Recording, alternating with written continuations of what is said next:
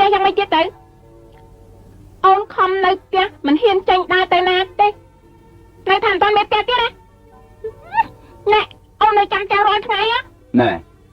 បងប្រាប់អូនឯងឲ្យដឹងមិញនេះបងទៅផ្ទះបង្ក្រឹមតាប្រពន្ធគេបានចំជាមេផ្ទះលេខ1ត្មងគេអស់ចាយ៉ាងណាទៅបានជាបងសរសើរគេជាងអូនគេមិនមែនដូចអូនឯងទេណែសក់ក្បាលគេសឹបឲ្យខ្វៀងដូចទងអាំងចឹងមើលទៅសមណាហើយនិយាយពីម្រាមដៃគេវិញស្រួយដូចបលាក្រូចអញ្ចឹងហើយសម្លេងទៀតសោតគេនិយាយទទួលភ្ញៀវឲ្យដូចតវ៉ៅអញ្ចឹងគេចេះរាក់តាក់ភ្ញៀវណា